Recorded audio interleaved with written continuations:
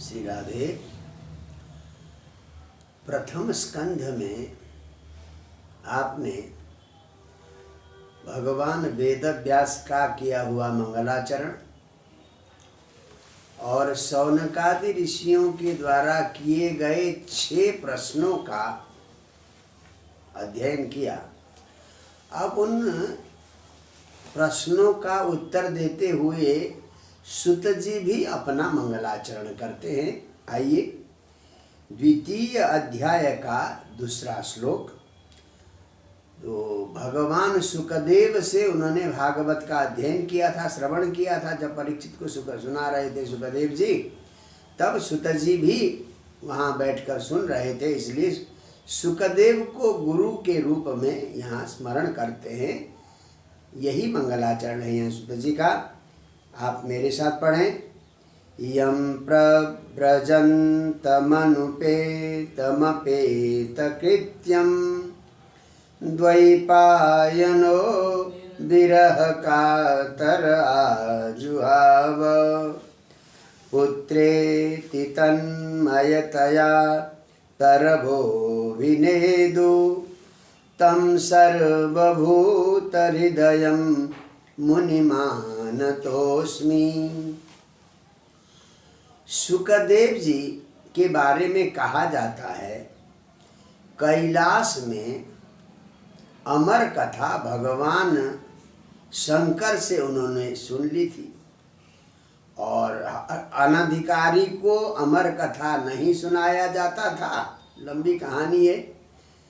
भागवत सुनाते सुनाते नवम स्कंध में जब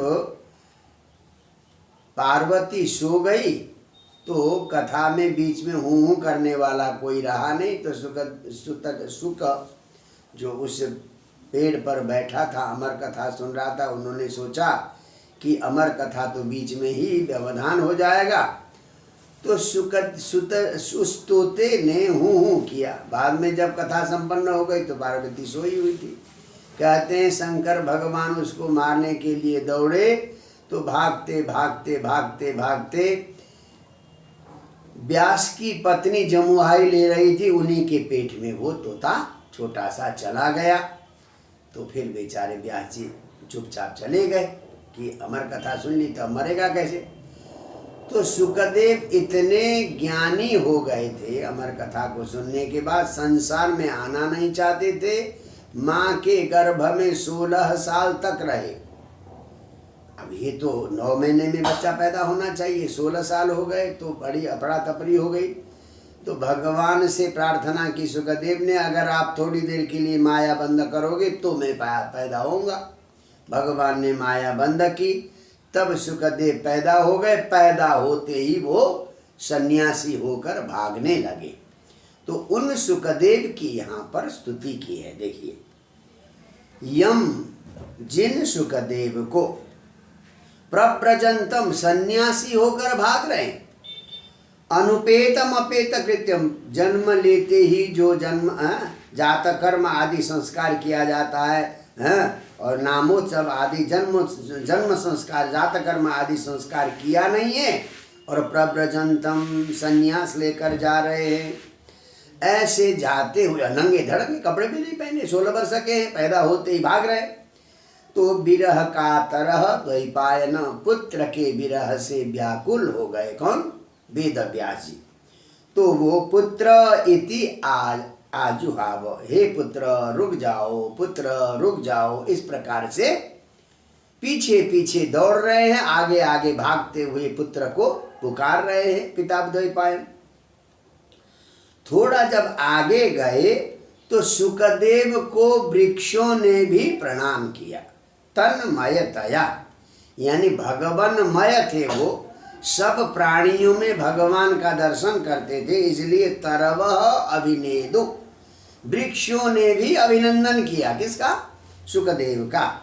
तो ऐसे सर्वभूत हृदयम, सारे जीवात्मा के हृदय स्वरूप मुनिम आनतोस्मि, ऐसे सुखदेव को मैं प्रणाम करता हूँ। इस प्रकार से ये स्तुति की है। ये सुत जी का मंगलाचरण है। तो गुरु और भगवान में कोई अंतर नहीं है। यहाँ पर तो सुखदेव को गुरु के रूप में यहाँ पर स्तुति की गई। आइए अब जो प्रश्न पूछे थे 6 प्रश्न, उनमें पहला प्रश्न था शौनकादि ऋषियों का कि पुंसाम एकांततः श्रेय, मनुष्य का पूर्ण कल्याण किससे होता है, क्या करने से मनुष्य का पूर्ण कल्याण होगा। तो उसका उत्तर देते हुए यहाँ पर 6ठे श्लोक में, द्वितीय अध्याय के 6ठे श्लोक में कहा है, शबै पुंसाम परो धर्मो यतो भक्तिरधोक्ष्यजे अहैतुक्य प्रतिहता ययात्मा संप्रसीदति। कहते हैं पुंसाम परः धर्म स, मनुष्य का सबसे बड़ा धर्म, सबसे बड़ा कल्याण वही है कि यतः जिस धर्म को अपनाने से अधोक्षजे भक्ति, भगवान के प्रति भक्ति हो जाए, जिस धर्म के अपनाने से भगवान के प्रति भक्ति हो जाए, वही सबसे बड़ा कल्याणकारी रास्ता है। बोले भक्ति कैसी होनी चाहिए, अहैतुकी अप्रतिहता, किसी कामना से नहीं की जाएगी भक्ति। भगवान के साथ अगर आपने कामना की तो आप व्यापारी हो गए, कुछ दिया, कुछ भक्ति की, उसके बदले में ले लिया। भक्तबल प्रहलाद तो कहते हैं जो भगवान से वरदान चाहता है और भगवान भक्तों को वरदान देते हैं तो ये दोनों ही अनुचित है। ये तो व्यापारी है, व्यापारी कुछ देता है और कुछ लेता है। तो हम भगवान की भक्ति व्यापारी बन के नहीं है, भगवान के भक्त बन के क्या जो है भक्ति करनी चाहिए। तो अहेतु की, बिना किसी हेतु के, हेतु माने कि बिना किसी कामना की भक्ति होनी चाहिए। और अप्रतिहता, कठिन से कठिन परिस्थिति में भी भक्ति रुकनी नहीं चाहिए। यानी कोई भी समस्या आ जाए, हमारे हृदय में भक्ति भाव में दखल नहीं पड़ना चाहिए। तो अहेतु की अप्रतिहता, अगर ऐसी भक्ति मिल गई तो कहते हैं यया आत्मा संप्रसीदति, उससे आत्मा संतुष्ट, अंतःकरण मन बुद्धि चित्त अहंकार संतुष्ट हो जाते हैं। और यही सबसे बड़ा कल्याण का मार्ग है। इसीलिए सुत जी उत्तर देते हुए कहते हैं, ये आइए 14वां श्लोक, तस्मात् एकेन मनसा भगवान सात्वतां पति श्रोतव्यः कीर्तितव्यश्च ध्येयः पूज्यश्च नित्यदा। तो इसलिए मनुष्य को वर्णाश्रम व्यवस्था के अनुसार एकेन मनसा, एकाग्र मन से, सात्वतां पति ही भगवान, भक्तों के स्वामी भगवान के बारे में श्रोतव्य, सुनना चाहिए, कीर्तितव्य, भगवान की ही लीला कथाओं का वर्णन करना चाहिए, और ध्येय भगवान का ही ध्यान करना चाहिए, और नित्यदा पूज्यस्य, हमेशा भगवान की ही पूजा करनी चाहिए।